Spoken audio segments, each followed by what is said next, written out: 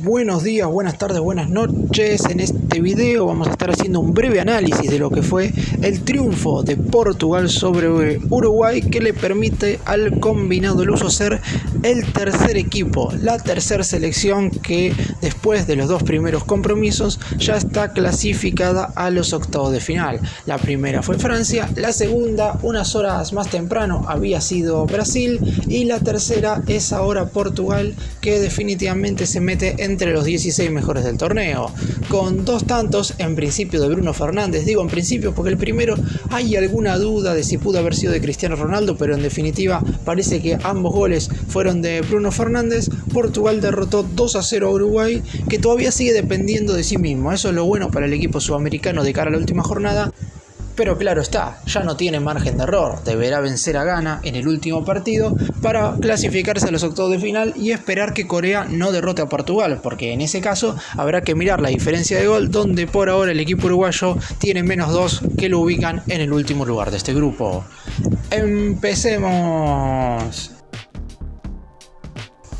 Vamos a comenzar con el 11 que paró Fernando Santos para este partido, con 3 modificaciones en relación al equipo inicial que le había ganado a Ghana. 2 de esos cambios obligados porque Otavio, el mediocampista, no estuvo a disposición por haber salido lesionado en el primer partido, ni tampoco estuvo disponible Danilo Pereira en la saga central, que se había lesionado durante los entrenamientos de esta semana. El otro cambio sí fue una modificación más táctica, que fue el ingreso de Nuno Mendes en lugar de Rafael Guerreiro, pero eso solo le duró unos minutos al entrenador Santos porque Mendes salió lesionado en este mismo partido y tuvo que ingresar justamente Guerreiro.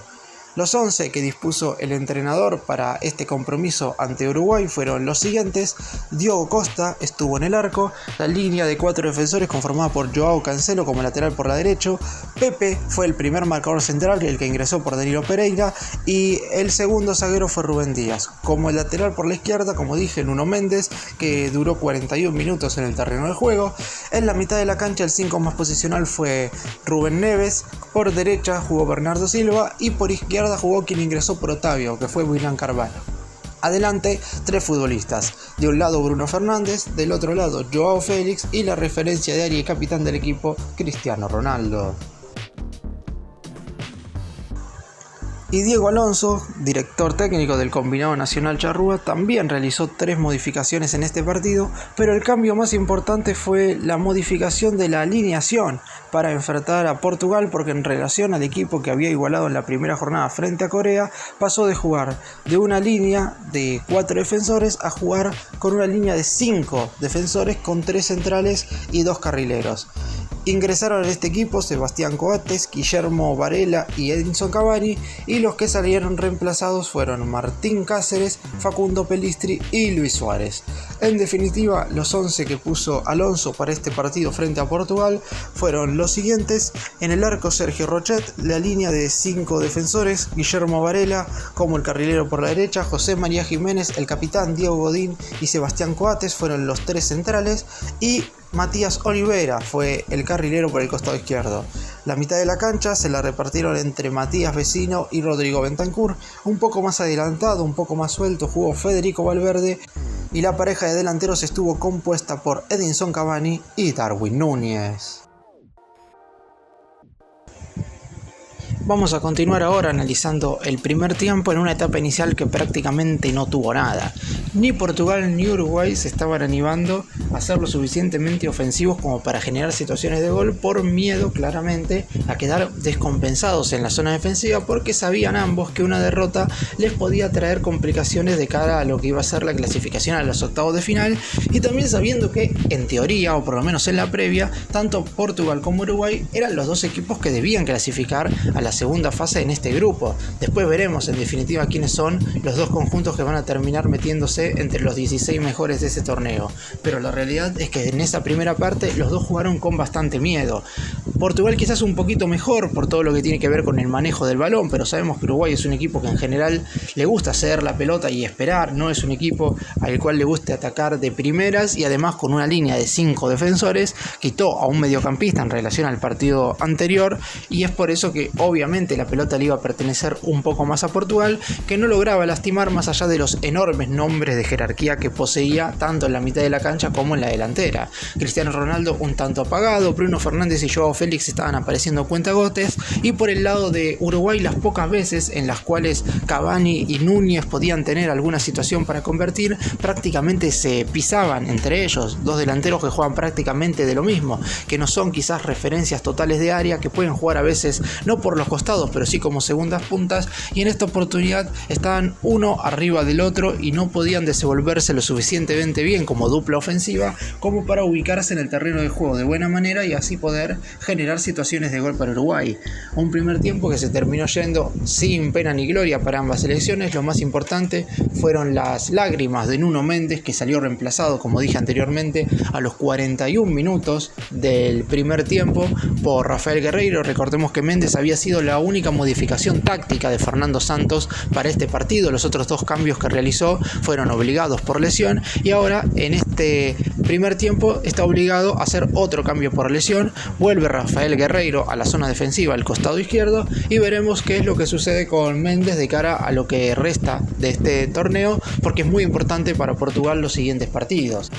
Por el lado del equipo uruguayo no mostró demasiadas intenciones de atacar en ese primer tiempo. La línea de 5 defensores producía una solidez defensiva no quizás tan segura, pero por lo menos estable en relación a lo que eran los atacantes del equipo portugués, pero al menos lograba mantener el cero, siempre esperando que en la segunda parte el equipo sí o sí se adelantara un poco más en el terreno de juego, porque si no, no iba a significar absolutamente nada esa solidez defensiva que pudo haber brindado Uruguay, entre comillas en realidad, porque la solidez defensiva se basaba en cederle la pelota a Portugal, que los europeos no pudieran avanzar en el terreno de juego, y de esa manera, claro está, Uruguay estaba esperando contragolpear, una contra que nunca llegó, con Núñez y Cavani apagados y encimados en ese primer tiempo, y es por eso que el 0-0 en esa etapa inicial fue totalmente justo. La realidad es que ninguno de los dos sacó ventaja.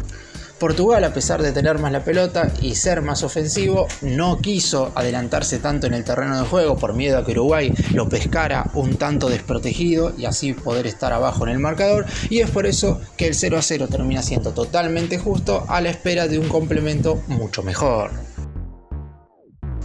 En el segundo tiempo, sabiendo que con una victoria clasificaba a la siguiente fase y además también sabiendo que posiblemente se asegurara el primer lugar del grupo, lo que iba a hacer que evitara a Brasil en la siguiente fase, Portugal se adelantó dentro del terreno de juego y eso provocó bastante desequilibrio en la defensa uruguaya. El tanto de la apertura del marcador llegaría a los 9 minutos del segundo tiempo, luego de un centro de Bruno Fernández que parecía en primera instancia que desviaba a Cristiano Ronaldo, pero que finalmente parece que el atacante, hoy jugador libre porque rescindió su vínculo con el Manchester United, no conecta con el balón. Más allá de que lo hubiera hecho, igual estaba en posición habilitada, por lo que no hubiera sido fuera de juego de ninguna manera. 1-0 para Portugal, y a partir de ahí arrancó todo lo malo para el conjunto uruguayo. Arrancaron los cambios, ingresó de Arrascaeta por Vecino y Pelestri por Godín. Se desarmó la línea de 5 defensores, pasó a jugar nuevamente con 4 para sumar un hombre más en la mitad de la cancha, como para así intentar generar algo más en ofensiva, porque estaba haciendo muy poco el conjunto uruguayo, teniendo en cuenta que necesitaba